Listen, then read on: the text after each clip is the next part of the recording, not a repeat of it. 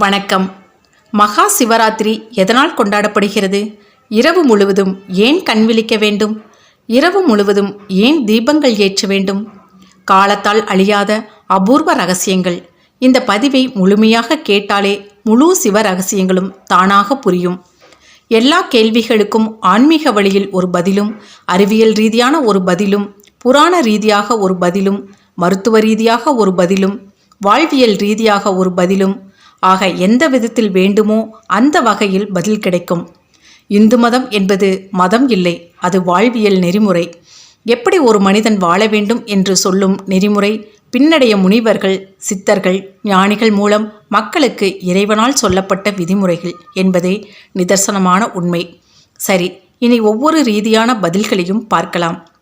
சிவராத்திரி என்பது விழா அல்ல, அது மனதை கட்டுப்படுத்தும் மகா விரதம். அதனால் இதை கொண்டாடுகிறோம் என்று சொல்வதை விட அனுஷ்டிக்கிறோம் என்று சொல்வதே சரி. சிவராத்திரி என்றால் பட்டினி கிடப்பது, கண் விழிப்பது, கோவிலுக்கு போவதுடன் நின்றுவிடாமல் இதன் தத்துவம் உணர்ந்து இவ்விரதத்தை அனுஷ்டித்தால் வாழ்க்கை என்றால் என்ன என்பதை புரிந்து கொள்ளலாம். நம் மனம் சந்திரனின் இயக்கத்தை பொறுத்து செயல்படுகிறது. சந்திரன் வளரும் நாட்கள் 15, தேயும் நாட்கள் 15. இதில் தேய்பிறையின் 14வது நாள், அதாவது அமாவாசைக்கு முந்தைய நாள் சந்திரன் ஏறத்தாழ மறைந்துவிடும். நம் மனமும் இப்படித்தான். ஒரு நாள் ஒன்றை அடைந்தே தீர வேண்டும் என்று ஆசை பொங்கும். அடுத்த நாளே அது எதற்கு, அதனால் என்ன பயன் என எண்ணி அந்த எண்ணம் தேய்ந்து போகும். மறுநாளே விட்டேனா பார் என்று அதே ஆசையின் மீது லயிக்க ஆரம்பித்துவிடும். இப்படி நிலையில்லாமல் இருப்பது மனம். மனித மனம் ஒரு நிலைப்பட தியானம் அவசியம். அலைபாயும் மனதை சிவத்தின் மீது வைத்து எங்கும் போகாமல் கட்டி போட வேண்டும். அப்படி கட்டி போட்டாலும் அமாவாசைக்கு முந்தைய நாள் சந்திரனின் சிறு கீற்று போல மனதின் ஏதோ ஒரு மூலையில் முந்தைய ஆசை எண்ணங்களின் சிறு வடிவம் புதைந்துதான் இருக்கும். அதையும் ஒழித்தால்தான் நாம் பிறவியிலிருந்து விடுபட்டு சிவனை அடைய முடியும். அதற்காக சிவனை வழிபடும் நாளே சிவராத்திரி. இந்த தத்துவத்தை உணரத்தான் சிவனை லிங்க வடிவில் படைத்தனர் நம் முன்னோர். லிங்கத்தின் பானம் ஏறத்தாழ முட்டையின் வடிவில் இருக்கும். ஒரு முட்டை படம் வரையுங்கள். அதற்கு முதலும் இல்லை, முடிவும் இல்லை. சுற்றி சுற்றி போய்கொண்டே இருக்கும். அதே போன்றுதான் சிவனும் முதலும் முடிவும் இல்லாதவர். மனிதர்களுக்கு அப்படி இல்லை. நமக்கு பிறப்பு என்னும் முதலும் மரணம் என்னும் முடிவும் இருக்கிறது. இது நாம் செய்யும் பாவ புண்ணியத்திற்கேற்ப பல பிறவிகளை தருகின்றன.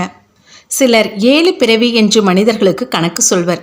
7 பிறவி என்பதே சரி. நம் பாவ கணக்கு கரையும் வரை மீண்டும் மீண்டும் பூமியில் எழுந்து கொண்டே இருப்போம். பிறவி சூழலில் இருந்து விடுபட ஏதாவது வழி இருக்கிறதா என்றால் இருக்கிறது. அதற்கு ஒரு மந்திர வார்த்தையை சொல்லி இருக்கின்றனர் முன்னோர். அதுதான் அன்பே சிவம். பிற உயிர்களையும் தம்மை போல கருதி அன்பு செலுத்த வேண்டும். புராணம் சொல்லியிருப்பதை முதலில் பார்ப்போம். என்றும் அழிவே இல்லாமல் அமிர்தம் கடையப்படுகிறது. கடைபவர்கள் தேவர்களும் அசுரர்களும்.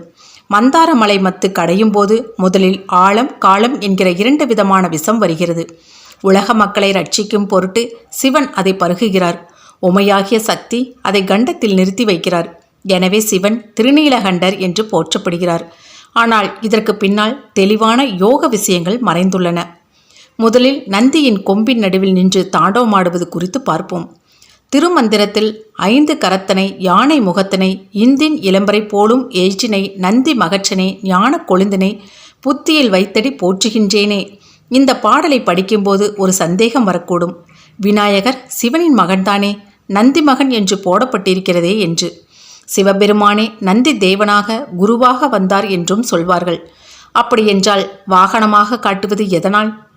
இதில் உள்ள சூட்சுமத்தை நந்தனாரின் பாடலில் ஒரு வரியில் கேட்கலாம்.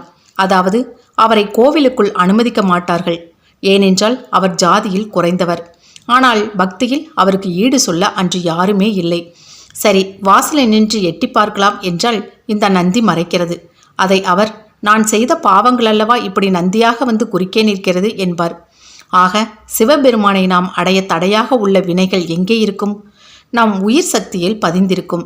அந்த உயிர் சக்தியே நமக்குள் இருக்கும் நெருப்பாகிய குண்டலினி ஆகும். அதாவது நம் தீ என்பதே நந்தி என்று அழைக்கப்படுகிறது. அசையாமல் இருக்கும் பேராற்றல் சிவம் அவரே இயக்கும் வல்லமையுள்ள சக்தியாகி நம் உடலில் உயிராக விளங்குகிறார்.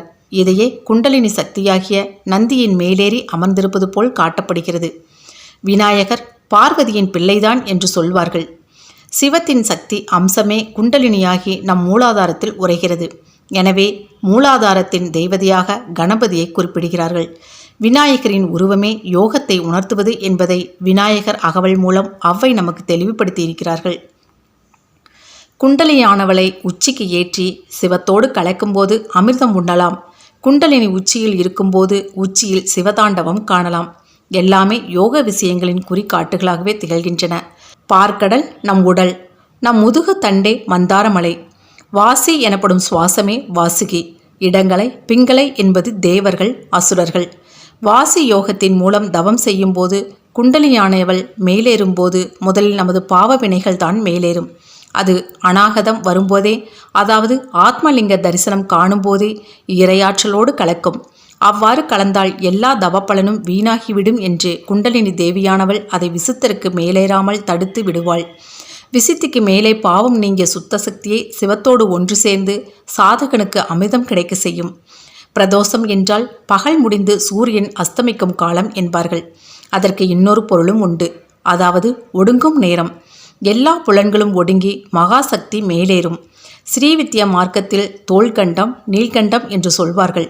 அண்டத்தையும் பிண்டத்தையும் இணைக்கும் கண்டமாகிய தொண்டை பகுதியை குறித்து சொல்வார்கள். பக்தர்களை ரட்சிக்கும்படிக்கு அவர்களது பாவமாகிய விஷத்தை சிவன் ஏற்றுக்கொள்வார். ஆனால் மகா சக்தியானவள் அது மேலேறினால் எல்லாம் கெடும் என்று அதை கண்டத்தில் நிறுத்திவிடுவாள். ஆக பிரதோஷ வேளையில் நமது பாவங்களை சிவன் ஏற்றுக்கொள்வார் என்றுதான் பிரதோஷமும், இதற்கு முன்னால் ஒடுங்கியவர்களின் பாவத்தை ஏற்றுக்கொண்டதற்கு நன்றி தெரிவிக்கும் விதமாகவும், பூமியில் உள்ளவர்கள் காலத்தை அறிந்து கொள்ளும் பொருட்டு சந்திரனை தேய்ந்து வளரச் செய்து அருளியதற்காகவும், அவ்வாறு தேயும் போது அமாவாசையை ஒட்டிய காலங்களில் ஏற்படும் பலவீனத்தை சரி செய்வதற்காகவும் சிவராத்திரி பூஜை ஏற்படுத்தப்பட்டது. நீங்கள் மேல்நாடுகளில் உள்ளவர்களை கேளுங்கள். 13ஆம் நாள், அதாவது 13ஆம் எண்ணெய் கண்டு பயப்படுவார்கள். இதில் ஆச்சரியம் என்னவென்றால், நம் முன்னோர்களுக்கும் அந்த நம்பிக்கை இருந்தது. 13ஆவது நாளான திதி அன்று பிரதோஷ வேளையில் பூமிக்கு வானில் இருந்து விஷத்தன்மையும் தீய சக்திகளும் வருவதாக நம்பிக்கை இருக்கிறது. அந்த வேளையில் பூஜை செய்து உலகை காக்க வேண்டுவதே பிரதோஷ பூஜை என்றும், அந்த நேரத்தில் முறைப்படி, அதாவது ஆகம விதிப்படி கட்டப்பட்ட கோவிலில் இருந்தால் அந்த விஷத்தன்மை உள்ள தீய சக்தியின் பாதிப்பு ஏற்படாது என்ற கருத்தும் நிலவுகிறது. எது எப்படியோ, எல்லா பாதைகளும் வழிபாடுகளோ யோகமோ எதுவாயினும் பலன் இறைவனை அடைவதே. என்ன சற்று முன்பின்னாக அமையும். சிவராத்திரி எதனால் என்று புராண கதைகள் கேட்டிருப்போம். ஒரு வேடன் புலிக்கு பயந்து மரத்துக்கு மேலே ஏறி அமர்ந்திருந்ததும் அது வில்வ மரம் என்பதும், தூக்கம் வராமல் இருக்க ஒவ்வொரு இலையாக பறித்து கீழே போட்டு கொண்டிருக்க அது கீழே இருக்கும் சிவலிங்கத்தில் விழுந்ததனால் அவனுக்கு சிவ தரிசனம் கிடைத்தது. அதுவே சிவராத்திரி என கொண்டாடப்படுகிறது என்று கேள்விப்பட்டிருக்கிறோம். மற்றொரு புராணமும் உண்டு. 4 முகம் கொண்ட அயனும் திருமாலும் தங்களுக்குள் சொற்போரிட்டு தன்னை தேடின பொழுது சிவபெருமான் திருவுளம் கொண்டு மாசி திங்கள் 14ஆம் நாள் திங்கட்கிழமை திருவோணம் கூடிய நல்ல நாள் ராத்திரி 14 நாழிகையில் மகேஸ்வர மூர்த்தமாக அடியும் முடியும் காட்டாமல் அவ்விருவருக்கும் காட்சியளித்து விசாரிக்கும்போது பிரம்மதேவன் சிவனாரின் திருமுடியை கண்டதாக பொய்யும், திருமாலானவர் திரு அடியை காணவில்லை என்ற மெய்யும் விளம்பினபடியால் நன்முகனுக்கு கோவிலே இல்லாமல் போவது என்ற சாபமும், திருமாலுக்கு காந்தர் சிறப்புரிமையே உண்டாக்க கடவுது என்று வாழ்த்தும் அருளினதன்றி, அக்காட்சி ஒரு 3.75 நாழிகை அளவு விளங்கி மற்ற தேவர்கள் எல்லோரும் கண்டுள்ளமையால் லிங்கோற்பவ காலமே முகூர்த்தம் என்றும், ராத்திரியில் பரமசிவன் மகேஸ்வர மூர்த்தமாக தோன்றினபடியால் சிவராத்திரி என்றும் பெயர் பெற்றது. வேடனானவன் இதே நாளில் வில்வத்தால் சிவபெருமானை அர்ச்சித்ததால் சிவதரிசனம் பெற்றான் என்பதே உண்மையாகும். ஆனால் இதற்கு பின்னால் விஞ்ஞான ரீதியான காரணம் உள்ளது என்பது பலருக்கு தெரியாது. பொதுவாக ஒவ்வொரு அமாவாசை, பௌர்ணமி, அதற்கு முன்பின் தினங்களில் பூமியில் சந்திரனுடைய காந்த சக்தியில் மாற்றம் ஏற்பட்டு சகலவிதமான ஜீவராசிகளும் மனநிலை தடுமாற்றத்திற்கு ஆளாகி அந்த நேரத்தில் உதிக்கும் எண்ணங்களினால் செயல்படும் செயல்களின் விளைவாக துன்பங்களை அனுபவிக்கின்றனர். இது அவர்களை அறியாமலேயே ஒவ்வொரு மாதமும் நடந்து கொண்டிருக்கிறது. காரணம் என்னவென்றால், சந்திரன் மனோகாரகன், மனதையும் அதன் எண்ணங்களையும் ஆள்பவன். மனநோயாளிகள் அமாவாசையை ஒட்டிய நாட்களில் அதிக துன்பத்திற்கு ஆளாவதும் இதனால்தான். மேற்படி நாட்களில் வியாதியின் தாக்கம் அதிகமாக இருக்கும்.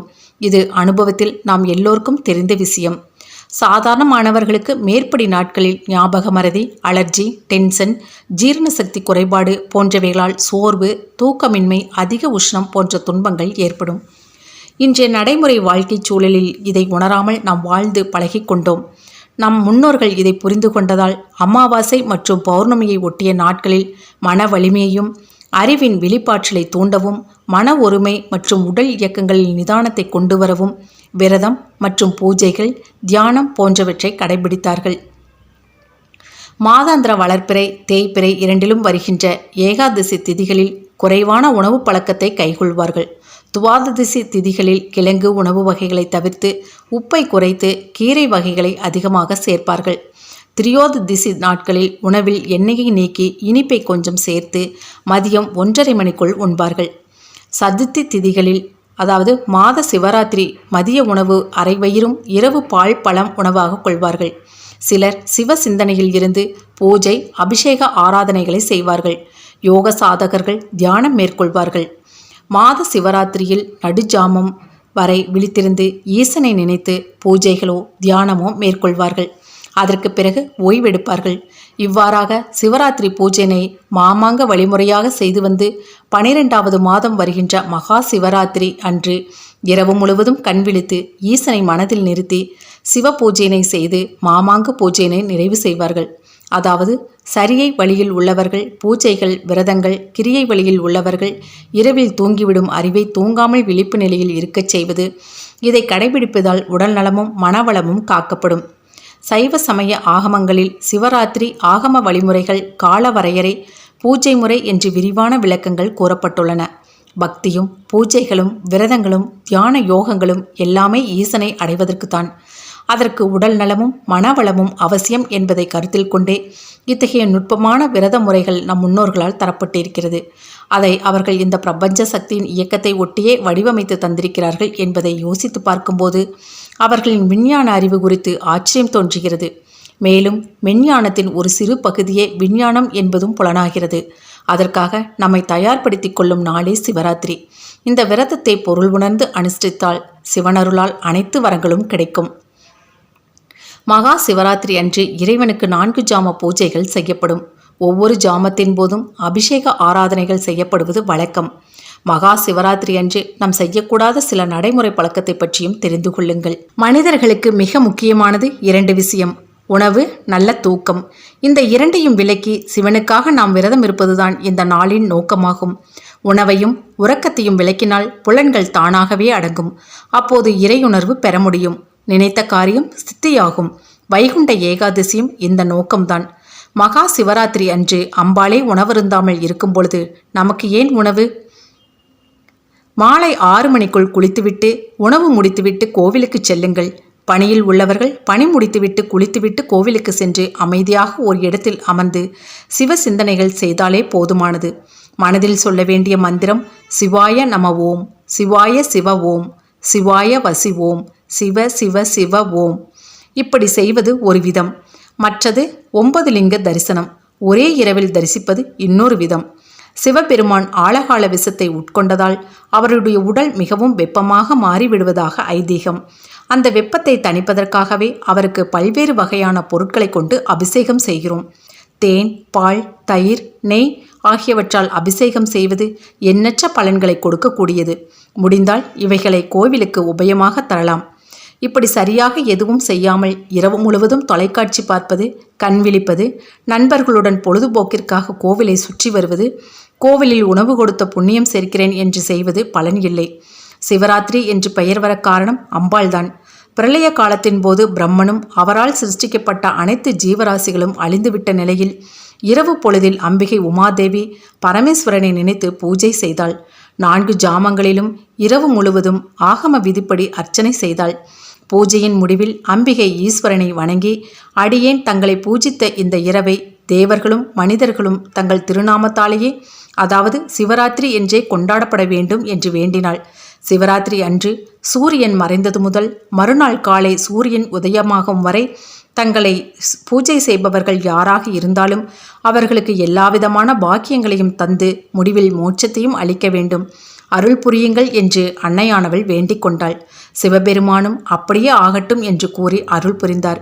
அந்த இரவே சிவராத்திரி என வழங்கப்பட்டு அனைவராலும் கொண்டாடப்படுகிறது. பகல் பொழுது பரமேஸ்வரனுக்கும் இரவு பொழுது அம்பிகையான உமாதேவிக்கும் உரியது என்பது நியமம். ஆனால் சிவராத்திரி என்பது அம்பாளின் வேண்டுதலின்படி கொண்டாடப்படுவதால் அது சிவனுக்கே உரியதாயிற்று. முடிந்தால் முறையாக வழிபாடு செய்யுங்கள். தவறுகளும் மாறுதலும் செய்ய வேண்டாம். திருச்சிற்றம்பலம். நன்றி.